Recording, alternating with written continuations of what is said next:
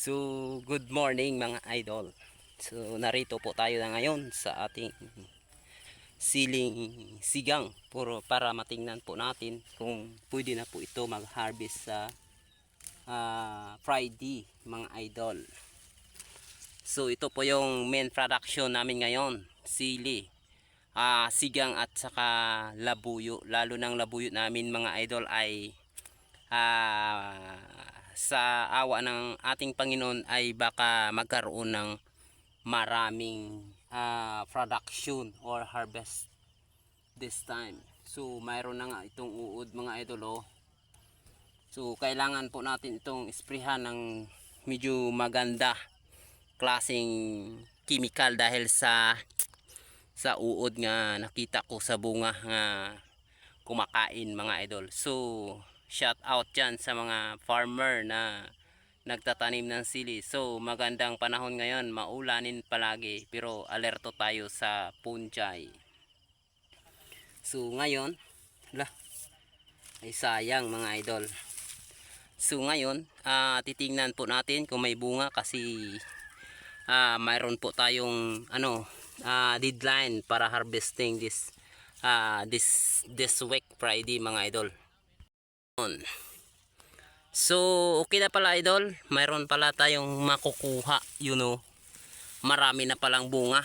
Ang akala mo sa labas walang bunga, pero pa sa loob ay dami. At saka makita po natin na ang lalaki mga bunga mga idol. So ang haba na mga sili natin ay sa loob ay makita po natin na sobrang dami talaga ang bunga, buyag. God bless sa ating grace o blessing ginatag sa atin ng Panginoon mga idol. So tingnan nyo po, malaking bunga mga idol, oh. Ayan, yan. Saka makita natin na plenty or mini match of fruits mga idol. So ang iba ay putot pa pero marami na makukuha mga idol. Sing haba ng mga sili mga idol, oh. Ayan. Ayan. Yan. So makita natin na halos lahat may mga bunga. May mga hinog na nga ito mga idol. Simula na po yung paghinog niya. Meaning to see ay pwede na po yun. Pwede na po itong pagsimula ng harvesting natin. Ayun, maghanap tayo ng hinog mga idol kung saan natin makita. So makita po natin mga idol ang ganda ng quality ng ating siling pansigang. Ayan. Ayan. So ganun talaga basta bibigyan natin sapat na mga pangangailangan ng ating pananim. So bibigyan po tayo mga idol. Hindi tayo bibiguin, kundi bibigyan tayo ng sapat na bunga. Ayan mga idol, oh. Kita mo sa loob mga idol, oh. Pupunta sa ilalim yan. Parang halos bunga na yun lahat mga idol. Yun, oh. Yun, oh. Kita naman natin mga idol.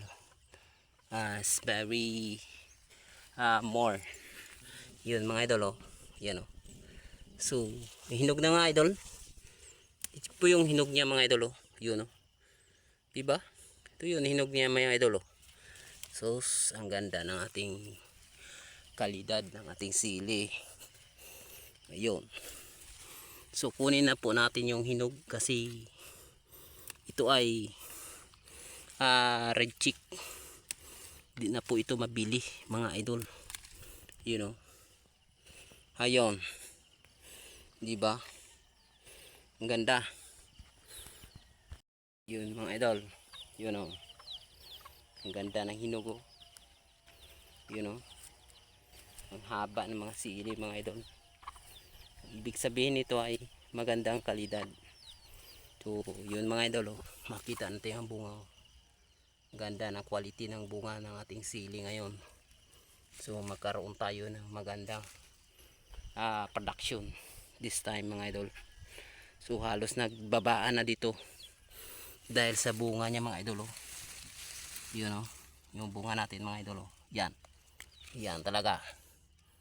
Yan. Tsaka so makita natin nga production natin is successful ay dahil sa ating mga application na alam na mga kunting application ng ating chemical. Kaya nagkaroon tayo ng magandang ani or magandang aanihin by Friday mga idol. So hinog na po yung mga idol. Ang ibig sabihin nito ay magsimula na po tayo pag harvest ay baka aabutan tayo ng maraming hinog. By Friday mga idol, simulan na natin ang pagkukuha ng mga malalaking bunga dahil ito ay pwede na mag-harvest tayo. O matanda na ang mga bunga mga idol pag simulan ng hinog. Diba?